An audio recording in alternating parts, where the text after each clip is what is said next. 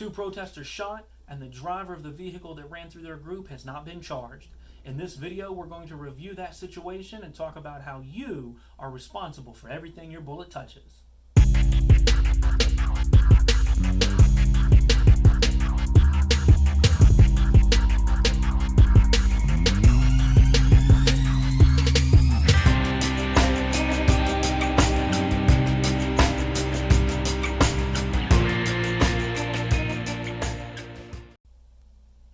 My name is Benjamin Carpenter with TWI Defensive Solutions, and in today's video I'm going to break down the Aurora protester incident in which two people were shot by one of their own. Stick around, and at the end of the video I'm going to give you 3 tips on how you can avoid finding yourself in this same situation. Let's get into it.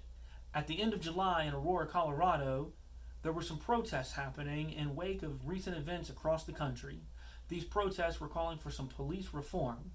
Protesters were blocking the traffic flow on Interstate 225. A blue Jeep can be seen in the video footage driving through the group of protesters.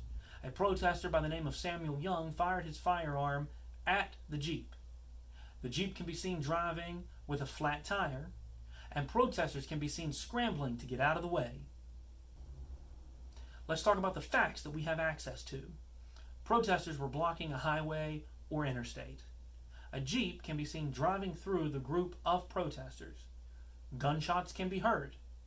A revolver was used in the incident. The empty ammunition casings were dumped over the side of the interstate. Samuel Young turned himself in as a person of interest. Here we have an example of what TWI calls the use of force perspective. Depending on where you're watching from, depending on where you learn and you train and how you view threats, this situation can easily show how that a use of threat can be biased to your situation. Number 1 is when you can use force to protect someone else. And number 2 is what you're responsible for when you use deadly force. Looking at this situation, we can instantly apply the when can I use force to defend someone fundamental. In our state, like most states, there are a few key points that can be used as basic guidelines. Using force to protect someone other than yourself requires 3 main keys. Did the person or people initiate the confrontation? Did the person or people initiate the confrontation? In this case, the protesters were blocking a highway that has a no pedestrian rule. We have a statement from the driver that says their vehicle was at a complete stop and they were yielding to the pedestrians. The pedestrian protesters became the aggressors, surrounded the vehicle, and made contact. Did the person or people have a duty to retreat? In this case, the protesters had no legal right to block travel on the interstate. And while in my state, vehicles have a duty to yield to pedestrians if they can safely stop their vehicle, that does not bring with it the right of the pedestrian to block traffic. Is the people or person in imminent danger of death or bodily injury? In this case, I say yes. A moving vehicle is a deadly weapon that can cause serious injury and even death. I believe that this condition of defense is absolutely met. Guidelines for this type of defensive use of force in most cases require that all 3 key points be met before you can claim it as a self-defense use of force. In our training courses, we encourage students to be vigilant about using force and protect their loved ones, their communities, and even the innocent.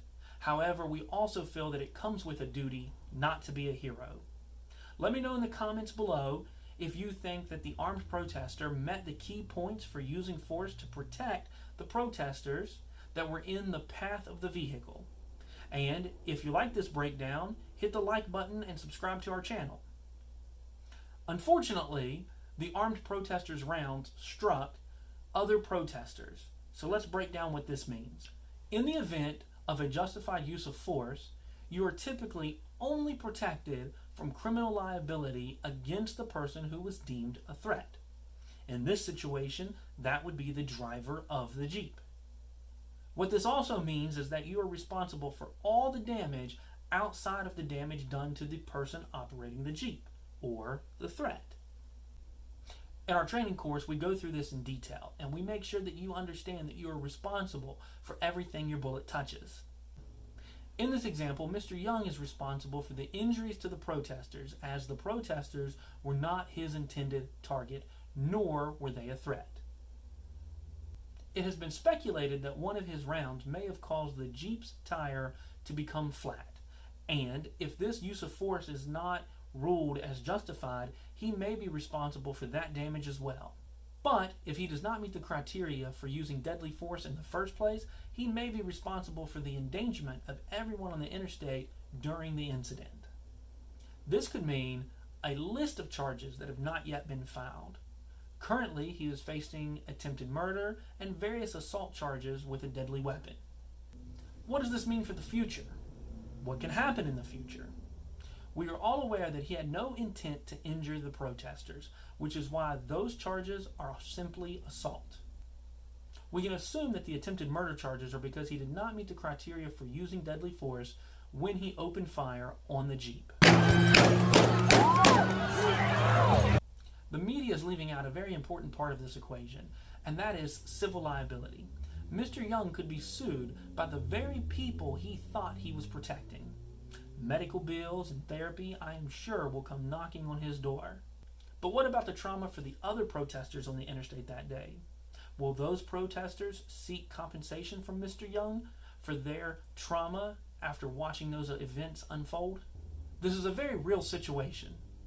Plea deals can change the degree in which he is convicted of criminal charges, but civil lawsuits are sure to follow. We could be talking about someone who did what he thought was right, only to find himself on the bankrupt end of civil lawsuits, regardless of what the criminal cases produce. Let me summarize the situation from the eyes of someone who trains citizens like Mr. Young on a weekly basis. And afterwards, I will give you those 3 tips to help minimize the possibility of this happening to you. A group of people created a situation that caused an armed protester to act with what he thought was going to be justified self-defense of others, without having the proper knowledge or education to do so. I will not say that a lack of firearms training or shooting skills is what led to the casualties in this situation. What I will say is that a lack of fundamental understanding for the defense of others is what contributed to the casualties we've seen on the interstate that day. Unfortunately, Mr. Young probably thought that he was doing the right thing. It would appear as though he did the wrong thing even if he thought it was for the right reasons. If Mr. Young was justified in his use of deadly force, he would have still been liable for the injuries sustained by the protesters that day. Without criminal charges of attempted murder being filed, the assault charges would still stand and his civil liability for those protesters would still stand. The police have not charged the driver of the Jeep, and this is mainly due to some of the reasons that we've discussed in this video, combined with the lack of witnesses who are willing to testify against the Jeep driver, or the lack of footage that shows the Jeep having no regard for human life and not yielding at all to the pedestrians on the interstate that day. That footage simply does not exist that we know of, and therefore criminal charges cannot and have not been filed against the Jeep driver at this time. This is my take on it, coming from someone who trains people to navigate situations like this on a weekly basis. This is the breakdown that I've put together in hopes of creating conversations for you, defensive shooters, citizens, and community leaders to have, so we can avoid the reckless use of firearms in non-justified situations. Now let's learn how to help minimize those risks. Tip number 1, train with intent. If you're going to conceal a firearm for personal protection, then train that way. Do not train for situations that do not apply to you. If you're going to carry your firearm inside of your waistband and covered by your shirt, then train that way. Make sure that you are developing muscle memory that apply to your specific situations and the situations that you put yourselves in. Tip number 2, learn your rights to use deadly force. When you can and cannot use deadly force to protect yourself and other people, and draw the line in the sand today so that when presented with a situation, you are not questioning is today the day I use my firearm. Tip number 3 is knowing your target and its background. Make sure you know what is between you and your target and what is behind your target. This is vital for self-defense shooting because remember, you are responsible for everything your bullet touches. If you've learned anything or have a different view, put it in the comments below, and maybe TWI will address your comments in a future video. If you want to see more breakdowns and tips, please like this video and subscribe to our channel. Visit our Facebook page for descriptions and updates on future training in our area.